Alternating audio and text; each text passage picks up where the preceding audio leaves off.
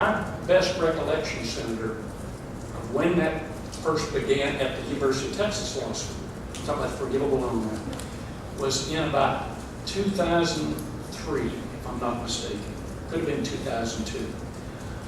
When the then dean came to me and said, we need to do this to help us compete. We submitted it to our board debated it, our board decided. Board being the law school foundation? Yes, sir. Yes, sir. And so the board passed it, and then we agreed to do it. The problem with it was that we relied upon the dean and the staff to report up the chain of command whatever was being done, as we traditionally did. And we later learned that that wasn't done. And that was a problem. There was no transparency. And as I understand it, that's been changed. Well, I think there's two problems. Well, I think there's a third, actually. The two problems with what you've described is, and I think it's I don't know if you're going to ask this question or not, Senator Burke, but from one of her previous questions, it gets to whether or not the law school as an entity is subject to open records, but the law foundation is not. Look, I want to protect private citizens' rights to do what they want to do, but if it's being used as a mechanism of subterfuge to avoid public scrutiny, public oversight, transparency, that is a serious concern. Second, if the forgivable loans, similar to my question to you about class size announced of X, but then there's an additional amount of class sizes that was added that isn't made public. If you've got a additional compensation program that isn't public, but for specific faculty members, that not all the faculty get to compete for it, you've now got a disparate impact problem, where in having this program to retain, it wasn't made public to all the faculty that says, I'd like to compete for retention. The third difficulty is, should you be confirmed as a region? And whether this is through the chancellor, the regents as a whole, and the like. What would your actions be in knowing that potentially your involvement in the initial phases of this back in the early 2000s could be investigated? What would your actions be? What should I expect of you as a regent should you be confirmed, knowing that this history is there? Let me make 3 points, if I may, Senator. Sure. First of all, the Law School Foundation is a 501c3 foundation. It's a private institution. I don't know of any 501c3 foundation in the state of Texas that is subject to the Open Records Act. However, when this investigation began, one of the things the Law School Foundation Board of Trustees agreed to do was to turn over all of our records relevant to the inquiry to the law school so that the Attorney General or whoever wanted the information had access to it. So even though we weren't required under the Open Records Act to do it, that was voluntarily given to the law school so that they could report it on the change. And I believe the Attorney General's report acknowledges that. The second thing that I would mention is the Law School Foundation has no role in setting the compensation of any of the faculty.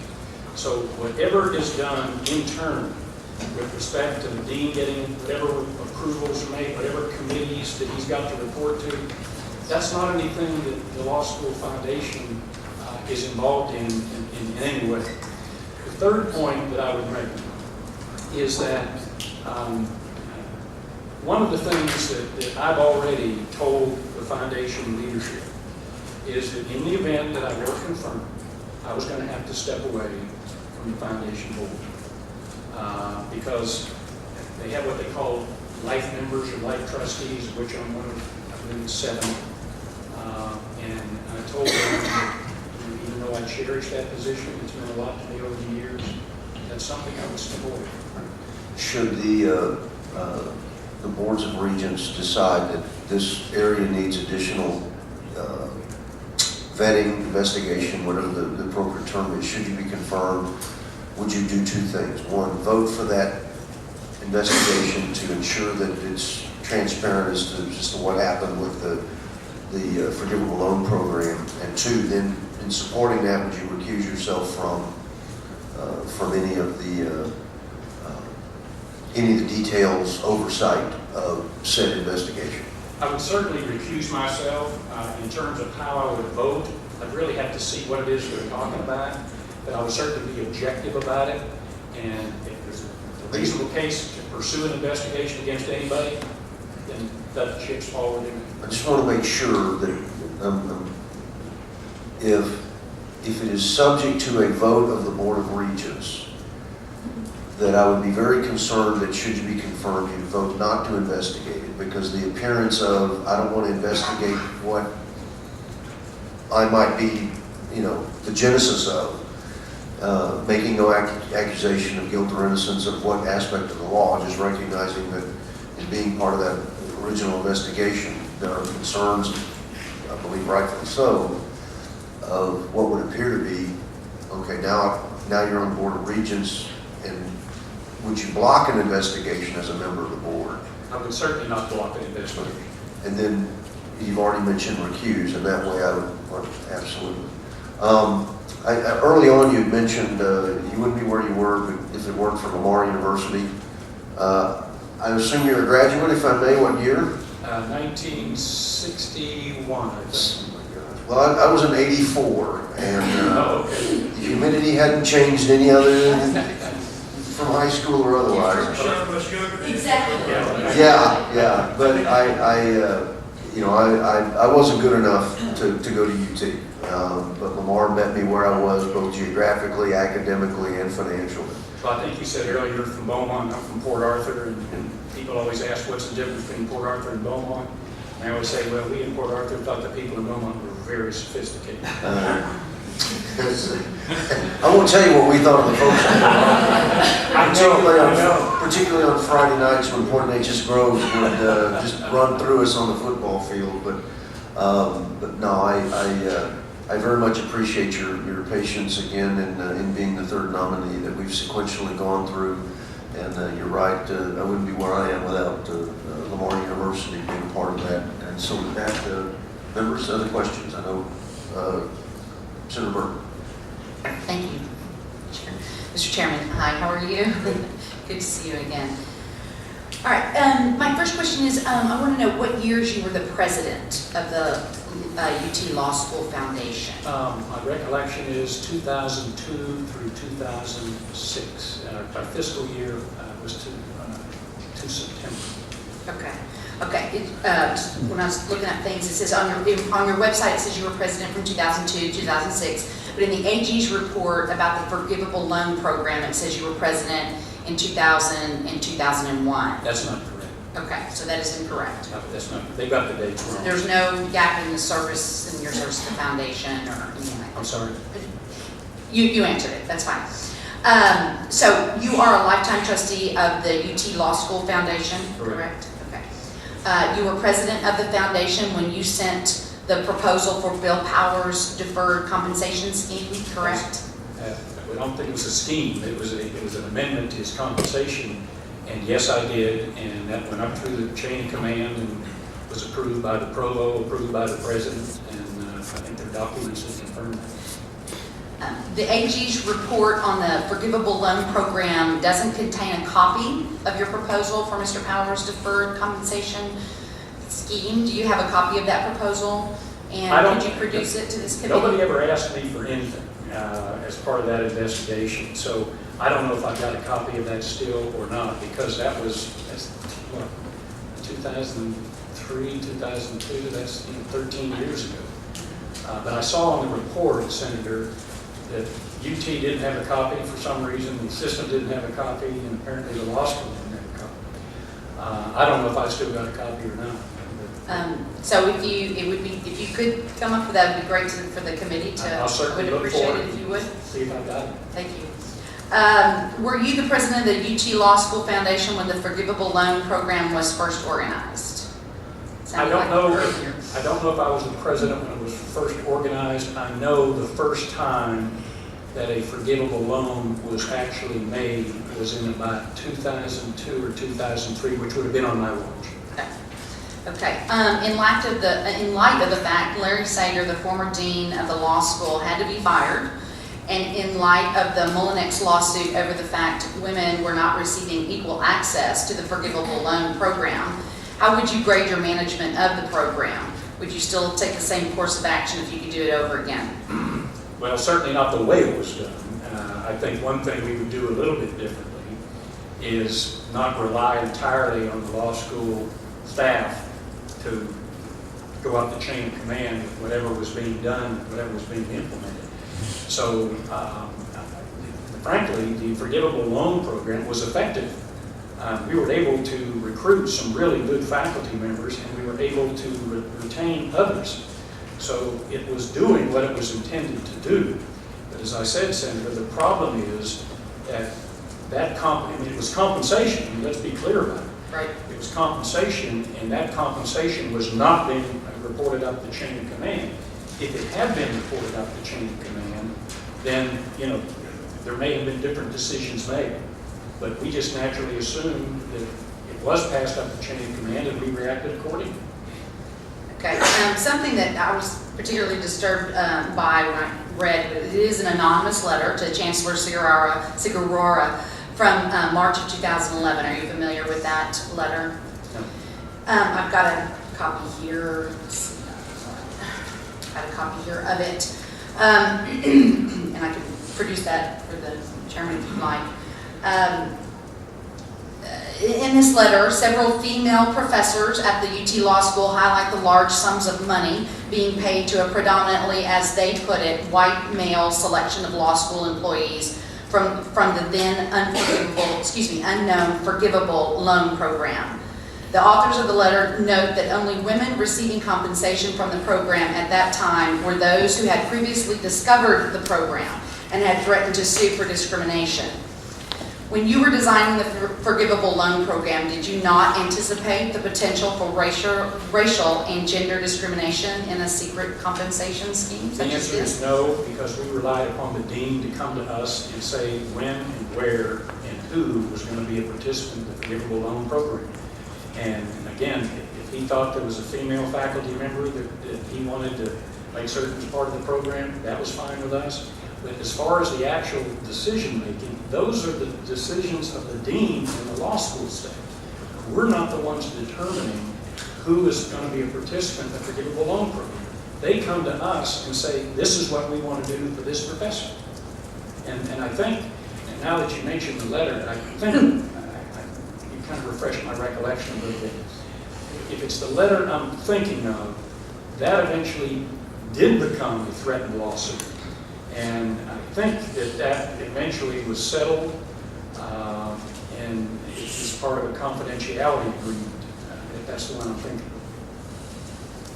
Is it true that as a result of the forgivable loan program, the AG's report found that the UT Law School Foundation and the UT Law School were not in compliance with the Public Information Act? I'm sorry, did you say, is that what the AG report said? Correct. Right, is it true that they, yes, I found that? I would have to go back and look. I'm not sure that's accurate. I would have to go back and look, because as far as I know, anytime we got a Freedom of Information Act request or Open Records Act request, we would respond, and then the Attorney General would make a decision. But we consistently, in all fairness, we consistently took the position that as a private institution, that we were not subject to the Open Records Act. But as I said earlier, if there was information that the law school needed, for whatever reason, we would furnish it to the law school, so that the end result was the same. The records became out. In the AG's report, it says, additionally, the university has acknowledged that Professor Mullinex's complaint letter was not produced as required in response to Public Information Act requests. Excuse me, I'm reading right. It is also clear to this office that requests for information to the university were not properly responded to due to a lack of proper record keeping. So, we talk a lot about transparency, we talk a lot about that, but there's a history here that concerns me. And while, sometimes talk is cheap, and we have to make sure that everything is above board. Again, as we've all spoken about, we, are here for the people of Texas, and we need to maintain integrity. And one of the ways that we have to do that is by, showing total and complete transparency in what's going on. And you certainly don't want to create this kind of, what am I trying to say? This kind of environment, I guess, in the school for sure. So my last question for you is, the AG's report stated that the Jenkins and Gilchrist firm advised the UT Law School Foundation on the development of the forgivable loan program. Is this correct? Did it say, I don't think it did it say advised for the law school foundation, or did it say advised the law school? Jenkins and Gilchrist letter to Powers. Well, we've got it documented here, yes. Okay, well, that's news to me, because I always thought that whatever was done with respect to the program really was work done through the law school. I certainly had no contact with the Jenkins and Gilchrist law firm, so I always thought that whatever they were doing on a pro bono basis, frankly, for the law school. Okay, so you didn't make the decision to employ them? No. Okay. Okay, that's good. Thank you. Thank you, Mr. Chairman. Thank you, Senator Burton. May I follow up to that line of questioning? And then, Senator Shorter, did you have? I just have a few questions. Okay, let me follow up, because I want to clarify something, Mr. Beck, if I may. On page 10 of the Attorney General's report, you've talked about how, while the Law School Foundation isn't subject to open records, which I concur, but that data or anything done by the law school that would be second order of effects to the law school itself, that you're willing to provide that data. On page 10 of the Attorney General's report, it says in late 2000, early 2001, the foundation president, David Beck, appears to have sent or emailed a proposal to UT Austin suggesting that Dean Powers receive a deferred compensation called the Powers First Agreement. Although the Office of the Attorney General requested all documents regarding the Powers First Agreement, copies of the proposal that were provided to then President Larry Faulkner by Mr. Beck were not produced by any entity in response to this investigation. Were you one of the entities that the OAG requested that data from? How about me personally? Meaning, were you one of the entities that the Attorney General asked for a copy of that agreement? No.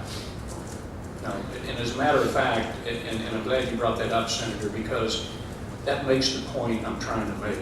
Because whenever that issue came up of the compensation agreement, I was dealing directly with the university. So somebody had to tell me, you need, probably because it was the dean's compensation, you need to be going up the chain of command and dealing with the CEO or whoever it is. And that's when President Faulkner and I were communicating back and forth about it. So again, it's an example of how we always thought that the information was going up the requisite chain of command, and then we would respond whenever asked for information. Thank you. Senator Shorter? Yes. I just wanted to touch base a little bit more on your leadership there of the Law School Foundation. You were obviously the leader and instrumental regarding this forgivable loan program, and there seems to be a lot of secrecy about how that program was administered. That information flowed up through the law school, up the chain of command. I think you've said this several times. Why have that program and not advertise it to potential professors? In fact, there appears to be some allegation of discrimination.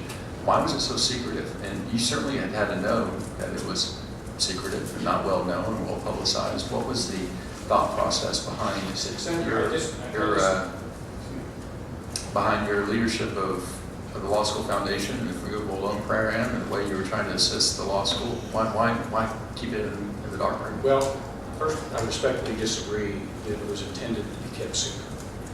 Because, as I said, the forgivable loan idea didn't originate with the Law School Foundation. It came from the dean or his staff, and it came to us with a request. We responded to the request. We assumed it was going all the way up the chain of command, so that everybody in that chain, which we would assume would be the provost, which we assumed would be the president, and perhaps even the chancellor would know about it. So it wasn't an intent, certainly on the part of anybody at the Law School Foundation, to keep any of that information secret. And we thought it wasn't kept secret. because it was being reported up. Over, how many years was it in existence? I think it stopped in 2010, and when it stopped is when we Is that 7 began to years? find out that it wasn't being reported up. 7 years then? Yes, that's correct. That's a long time to assume that's being reported up the chain of command without, especially with your significant connections at all levels of administration. Talking personally with President Faulkner at one time, I guess, about the law dean's compensation through the forgivable loan program. But you are stating here that you had no knowledge that it was not being shared up the chain of command. What I'm saying is that I had no knowledge it was not being shared up the chain, and that is absolutely correct. I find that very difficult to believe, sir. I'd like you to ask another question. You have also a leadership role in the Texas Coalition for Advancement in Quality Higher Education. I'm not sure if I'm saying that correctly. Can you give me the term or the actual name of the organization? I'm not sure I can tell you. I think it's the Texas Coalition for the Improvement of Higher Education. I do not have a leadership role in You it. don't have a leadership role, but you are familiar with it and participant in it, I believe. Well, Supporter. I think if you look at the records, it says I'm a founding member, and that's the extent of my involvement. And it seeks to advance quality education, and there was discussion of various proposals of higher education reform put forth years ago regarding affordability, accessibility, and how we measure higher education success. I just want to get your thoughts on a comment that Chancellor McRaven said in the Finance Committee like a week or two ago. His comment was something to the effect that if you make college too affordable, the quality of the university comes down. Do you agree with that statement? Can you repeat that for me? If you make college too affordable, the quality of the university comes down. Do you agree with that statement? I'm not sure I understand the context in which it was made. If you're asking me in the abstract, I'm not sure I do agree. I'm not for sure I agree with it either.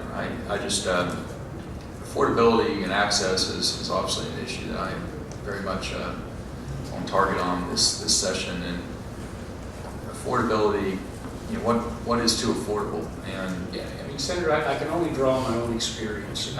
I couldn't afford to go to the University of Texas. And as I said earlier, if I didn't have a university that was you 12 could not miles, afford to go to the university. I could not afford to go to the University of Texas even back in the 1960s. I couldn't afford it because my dad worked at a refinery. I had 4 brothers and sisters, and we just couldn't afford it. So unless I did it on my own, it wasn't going to get done. And so as a consequence, affordability is very important to me. And to say that somehow affordability or the lack of affordability is a negative in the abstract, I don't agree with that. Because had it not been for the proximity of Lamar University, I wouldn't have gotten an education. Taken to its logical conclusion, that statement by Chancellor McRaven is accurate. If you make college too affordable, the quality of the university comes down, then you would have to then say, is Texas higher education better served by limiting accessibility through limiting affordability to certain students? It's an interesting comment that I thought I'd get your opinion on. Thank you for your time. Thank you, Senator Swerter. Senator Taylor. Thank you, Mr. Chairman. Mr. Beck, thank you for being here. Just to kind of follow up on what was said here a second ago. So I assume as the president of the board, you were going to most of the board meetings, correct? Correct. Okay, and so have you read the AG's report that came out on December 31st of last year? Yes. Okay. It's very clear in reading this document that the forgivable loan program was a secret from the faculty members. Did you know that? Did I know it was a secret? No. From the faculty members? No. You did not know that? No, because again, Senator, what was happening internal in the law school, we weren't informed, we weren't advised, we weren't told, oh, by the way, you need to know that we're not telling anybody about this. You need to know that we're not following our normal procedures. You need to know that we're not reporting it up the chain of command. So the short answer is no, we did not know that. Okay, let me read to you a quote from the meeting minutes Okay. of the foundation. Quote, the faculty, this is actually, okay, the minutes indicate that Dean Sager, who's the Dean of Law School, right? Okay, supported a lack of transparency, quote, the faculty does not know the details of the loans, for example, but they do know that loans exist, close quote. Right? Right. Okay, so he's acknowledging in this quote that the details of the loans are secret. Well, exactly. I mean, I think that's right. Now, Dean Sager was after my watch. I want to be very clear about that. Okay, so you were no longer, were you still on the board though? Yes, I was still on the board.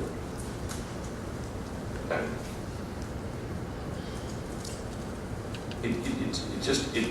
It's very clear to me that the details of the loans were kept secret from the faculty. And I mean, and I can appreciate sort of saying, well, look, whatever reporting you need to go up the chain, that's not on me. But it's very clear from this document, AG's report, many examples of this. Let me move on. Let me go back to tuition affordability. You were on the board of the Law School Foundation in 2001, correct? Yes. So let me read a quote from page 9 of the report. On May 12, 2001, Dean Powers thanked the senators, representatives, and the foundation board members for their work on the tuition increase bill. I assume he's thanking you. Sorry, could you read that again, please? Sure. Dean Powers thanked the senators, representatives, and foundation board members for their work on the tuition increase bill. I assume he's thanking you. Probably. Okay. Everybody, collectively. Were you working towards a tuition increase bill at that time? Probably no. I didn't do anything, if that's what you're asking. I wasn't down here at the Capitol talking to anybody about it. Did you support the foundation when they were doing that? I think they were doing the right thing, I trying to get the supported- tuition higher? I supported the law school in its effort to raise tuition because a very strong case was made to us that the law school could not compete at the level we wanted it to compete, notwithstanding our help, unless they were able to raise tuition.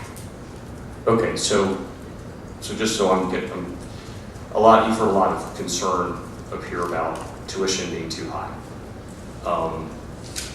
And you, in the past, have supported increases in tuition. Again, Senator, in the board meeting, then Dean Powers, I guess, complimented everybody about the fact that everybody was helpful with respect to the tuition increase. The fact of the matter is, most people on the board didn't do anything. I think he was being gracious in an effort to not single anybody out for not somehow supporting the law school. But I will say that I was certainly aware of that. I was aware of that comment.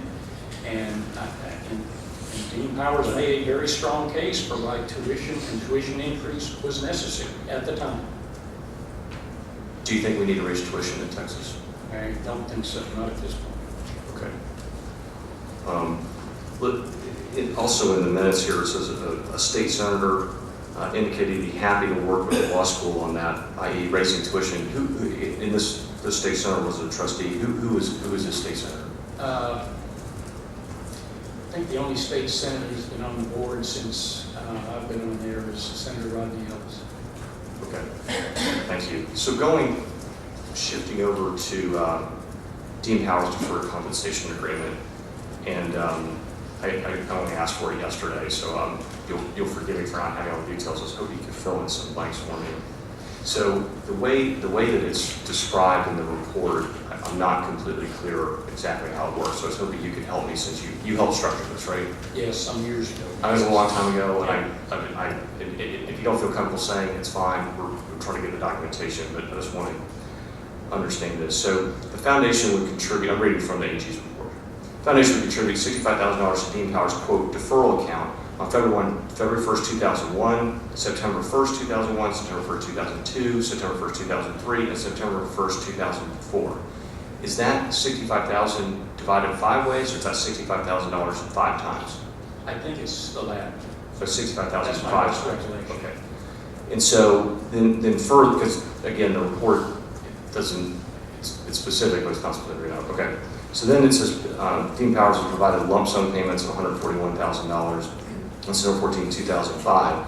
So there's still a substantial sum of money that has not yet been paid out to now President Powers. But just so I understand the structure of this agreement, I assume that it was to retain him as the dean of law school. That is correct. Okay. And not just as the dean, but as the teacher as well. Okay. And so if he left, I mean, let's say he left for Harvard, he would not get any of this deferred compensation. I would have to go back and look at the contract and see what it says. I just don't remember at this point. I mean, the whole purpose of these type of arrangements is to keep people. Sure. And if for some reason they leave, I've just got to believe that